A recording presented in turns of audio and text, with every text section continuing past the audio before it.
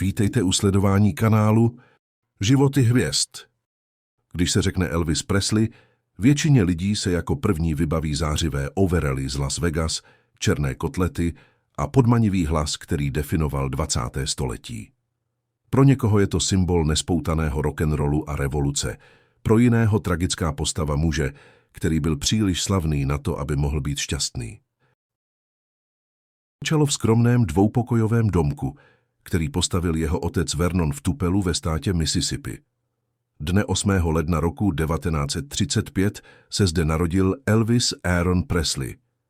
Tento den však nebyl jen dnem radosti, ale i hlubokého smutku, který poznamenal zbytek jeho života. Jeho bratr, dvojče Jesse Garon, se narodil mrtvý jen 35 minut před Elvisem. Jesse byl pohřben v neoznačeném hrobě v prosté krabici od bot, protože rodina neměla prostředky ani na nejlevnější rakev. Tato tragédie u matky Gladys vyvolala iracionální až chorobný strach, že přijde i o druhé dítě. Elvis byl v dětství obětí její dusivé lásky. Nesměl chodit plavat, nesměl si hrát s ostatními dětmi bez dozoru a Gladys ho doprovázela i cestou do školy, dokud mu nebylo 15 let. Často spolu mluvili vlastním vymyšleným jazykem, který pro vnější svět zůstával nesrozumitelný. Elvisův otec Vernon byl sice pohledný muž, ale postrádal ambice a stabilitu. V roce 1938, když byli Elvisovi 3 roky, byl Vernon spolu se švagrem Travisem Smithem odsouzen za padělání šeku na $4, který upravil tak, aby získal více peněz od svého zaměstnavatele Orvilla Beana. Během jeho pobytu ve věznici Parkman Farm byla rodina vystěhována a Gladys musela přežívat na státní podpoře a příležitostném šití. Malý Elvis navštěvoval otce ve vězení a tato raná zkušenost s veřejnou hanbou a chudobou v něm vypěstovala celoživotní potřebu obklopovat se lidmi, kterým platil za loajalitu. V roce 1945, ve věku 10 let, Elvis poprvé veřejně vystoupil na Mississippi Alabama Fair. Oblečen jako kovboj si stoupl na židli, aby dosáhl na mikrofon a zaspíval country baladu Old Shep. Skončil 5. a vyhrál $5 v poukazech. Přestože byl patologicky plachý, hudba pro něj byla únikem z reality čtvrti Shake Rack, což byla chudinská černošská část Tupela, kde Presleyovi bydleli. Zde Elvis nasával gospel v kostele Assembly of God a sledoval černošské bluesmeny, což zásadně formovalo jeho cítění rytmu. Stěhování do Memphisu v roce 1948 bylo kulturním šokem. Rodina bydlela v sociálním bytovém komplexu Lauderdale Courts. Elvis navštěvoval Humes High School, kde byl terčem posměchu kvůli svému vzhledu. Nosil dlouhé vlasy s pomádou a oblečení z obchodu Lansky Brothers na Beale Street, které si kupoval z peněz vydělaných jako uvaděč v kině. Právě na Beale Street, v srdci černošské hudby, Elvis pozoroval umělce jako B.B. Kinga nebo Rufus Thomase. V srpnu 1953 vešel do studia Sun Records s cílem nahrát desku pro matku. Sekretářka Marion Keisker se ho tehdy ptala, koho připomínáš? Elvis odpověděl, nikoho, zpívám jako nikdo jiný. Zlom přišel 5. července 1954. Nahrávání ve studiu Sun pod vedením Sama Phillipse nešlo dobře. Phillips hledal něco nového, ale Elvis zpíval jen průměrné balady. Během přestávky však Elvis začal pro zábavu zběsile hrát That's All Right od Artura Crudupa. Kytarista Scotty Moore a Bill Black se přidali a vznikl unikátní zvuk. Když píseň zazněla v rádiu VHBQ, vyvolala šílenství. Posluchači volali do studia a chtěli vědět, zda je zpěvák černoch. Aby Dewey Phillips uklidnil segregované publikum, zeptal se Elvise v přímém přenosu, na jakou střední školu chodil. Odpověď Humes High, škola pro bílé, mu otevřela dveře k masám. 1955 byl rokem přechodu pod křídla plukovníka Toma Parkera. Parker nebyl skutečným plukovníkem. Titul mu udělil guvernér Louisiany za pomoc v kampani a nebyl ani Američanem. Ve skutečnosti to byl Andreas van Kuijk z Nizozemska. Parker viděl v Elvisovi zlatý důl a vyjednal mu smlouvu u RCA Records za tehdy neslýchaných $35 000. Prvním hitem byl Heartbreak Hotel, inspirovaný zprávou o sebevraždě osamělého muže. Skladba se stala prvním Elvisovým singlem, kterého se prodalo přes 1 000 000 kopií. V roce 1956 se Elvis stal národním skandálem. Jeho vystoupení v The Milton Berle Show s písní Hound Dog vyvolalo bouři nevole u konzervativců, kteří jeho pohyby boky označovali za zvířecí a nemravné. Ed Sullivan, nejslavnější televizní moderátor, původně prohlásil, že Elvise do své show nikdy nepustí, ale když viděl rekordní sledovanost u konkurence, ustoupil. Za 3 vystoupení mu zaplatil $50 000. Cenzura však byla neúprosná a při posledním vstupu směl být Elvis snímán pouze od pasu nahoru. FBI v té době začala o Elvisovi vést složku jako o hrozbě pro morálku americké mládeže. Souběžně s hudbou začal Elvis dobývat Hollywood. Jeho první film Love Me Tender měl být původně vážným westernem, ale kvůli popularitě titulní písně byl přepsán a přejmenován. Následovaly hity Lovin' You, Jailhouse Rock a King Creole. Zejména scéna z Jailhouse Rock, kde Elvis choreografoval vlastní tanec, je považována za předchůdce moderních videoklipů. Elvisův sen stát se charakterním hercem typu Jamese Deana však začal narážet na Parkerovu strategii upřednostňující kvantitu a zisk před kvalitou. V prosinci 1957 obdržel Elvis povolávací rozkaz.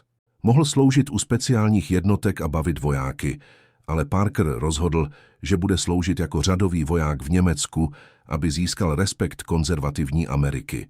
Krátce před odjezdem 14. srpna 1958 však přišla největší rána. Smrt Gladys.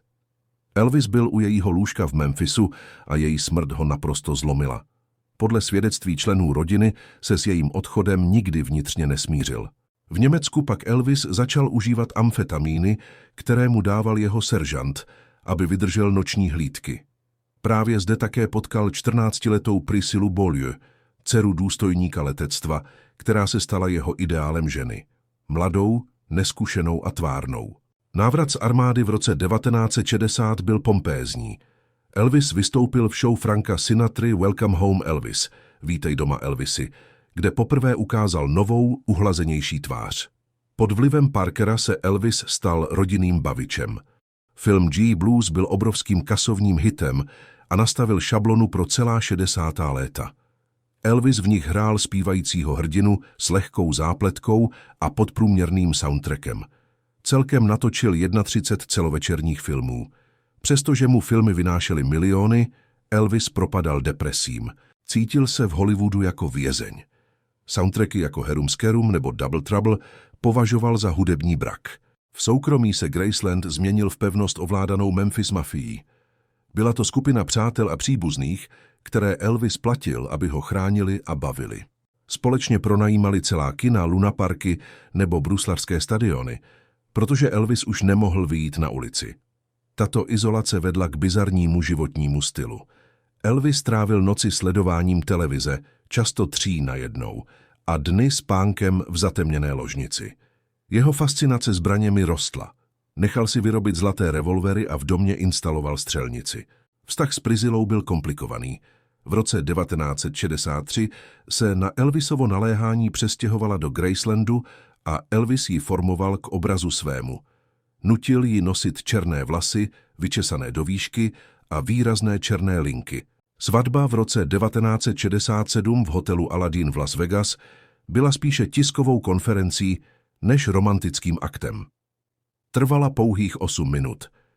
Po narození dcery Lizzie Mary přesně 9 měsíců po svatbě 1. února 1968 se Elvisův zájem o Priscilu jako o ženu začal vytrácet.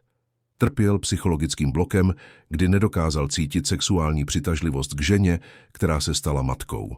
Během 60. let se Elvis také začal hluboce zajímat o duchovní literaturu, numerologii a okultismus. Jeho kadeřník a spirituální poradce Larry Geller ho zásoboval knihami o teozofii a hledání smyslu života. Plukovník Parker tyto zájmy nenáviděl a považoval je za nebezpečné pro Elvisovu image. Jednou dokonce spálil Elvisovi duchovní knihy, což vedlo k hlubokému odcizení mezi umělcem a manažerem. Elvis se však bál Parkera opustit, protože mu věřil jako otcovské figuře, která ho zachránila před chudobou. Koncem 60. let byl Elvis vnímán jako vyčpělá hvězda Hollywoodu. Hudební svět ovládla psychedelie a britská invaze. Elvis se však rozhodl pro riskantní krok. V roce 1968 vznikl pořad 68 Comeback Special. Původní plán plukovníka Parkera byl vánoční speciál, kde by Elvis v pleteném svetru zpíval koledy. Režisér Steve Binder však viděl Elvise v šatně, jak v neformálním kruhu s přáteli, včetně kytaristy Scottyho Moora a bubeníka DJ Fontany, hraje se syrovou energií. Binder prosadil komorní vystoupení v sedě, které se stalo legendárním. Elvis, oblečen v těsné černé kůži, se tehdy tak potil a byl tak nervózní, že se mu zpočátku třásly ruce. Jakmile se však opřel do písně Lordy Miss Claudy, charisma bylo zpět. Show vrcholila písní If I Can Dream, kterou Elvis nahrál jen pár měsíců po atentátech na Martina Luthera Kinga a Roberta Kennedyho. Zpíval s takovým nasazením, že sboristky v pozadí plakaly a sál oněměl. Touto show Elvis dokázal, že je stále relevantním umělcem.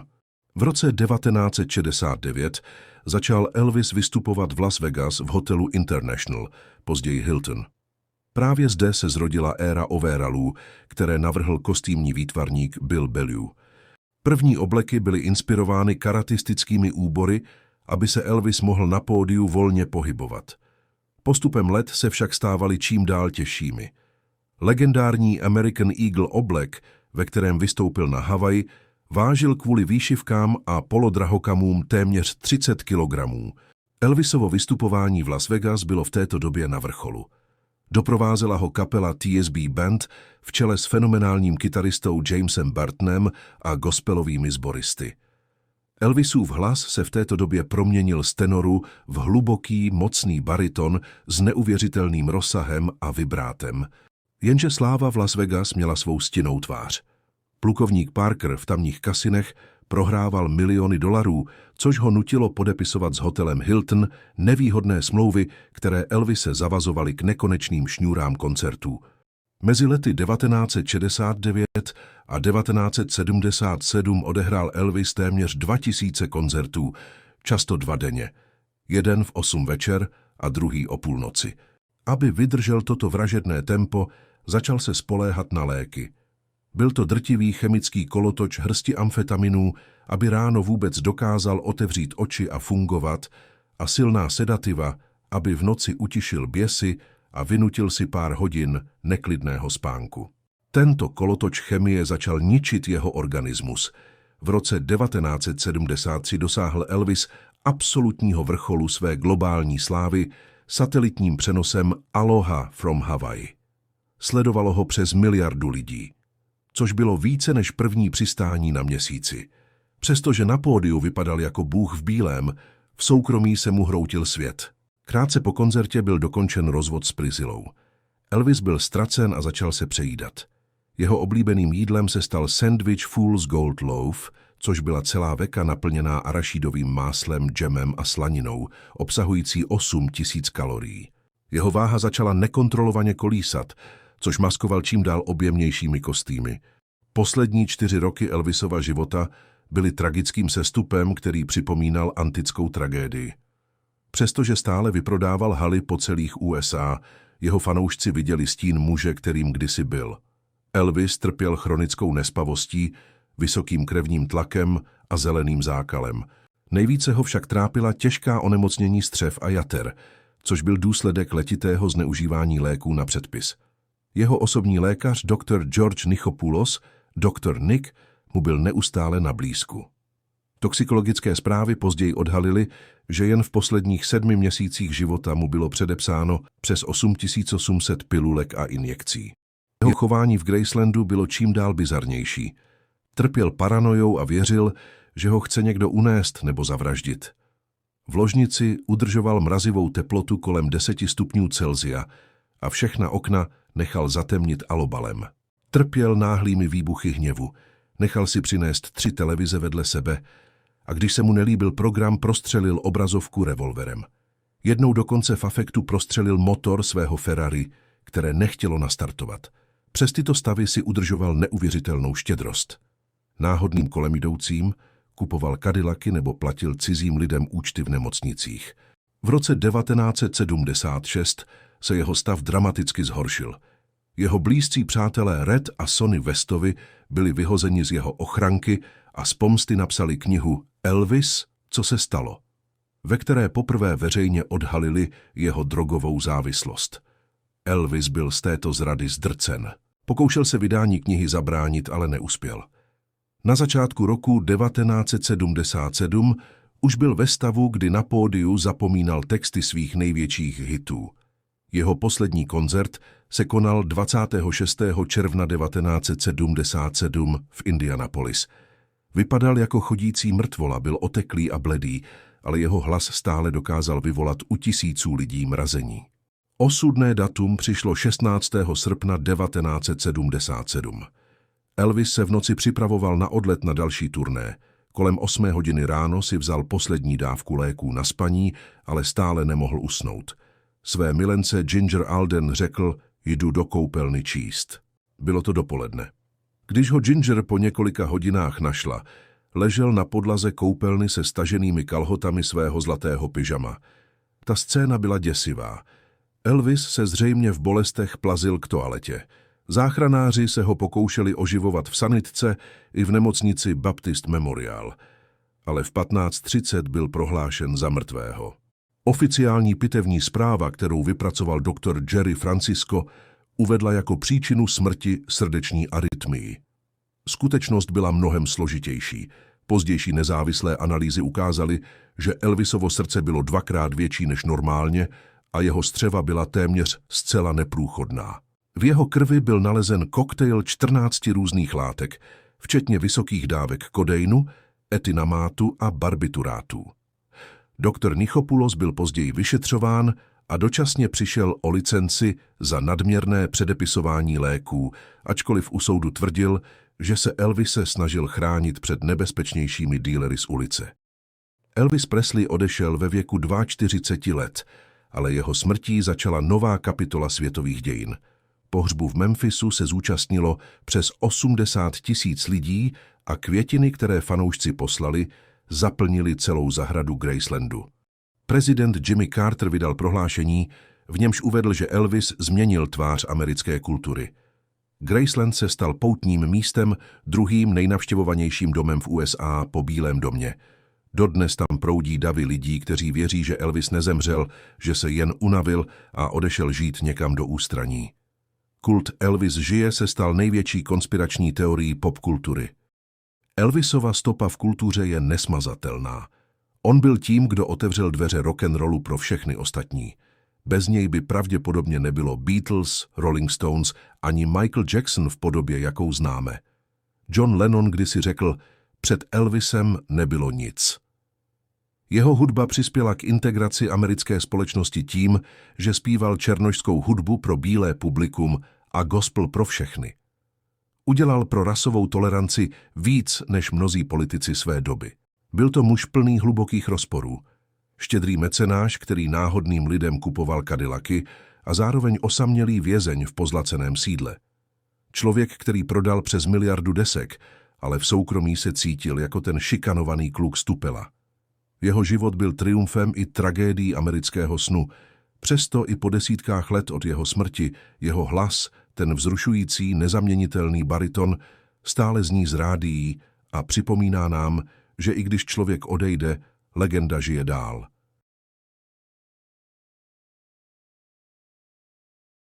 Děkujeme, že jste s námi sledovali tento příběh. Každý příběh, který sdílíme, je tu i díky vám. Podpořte nás lajkem, odběrem, komentářem nebo sdílením a buďte součástí našeho vyprávění i příště.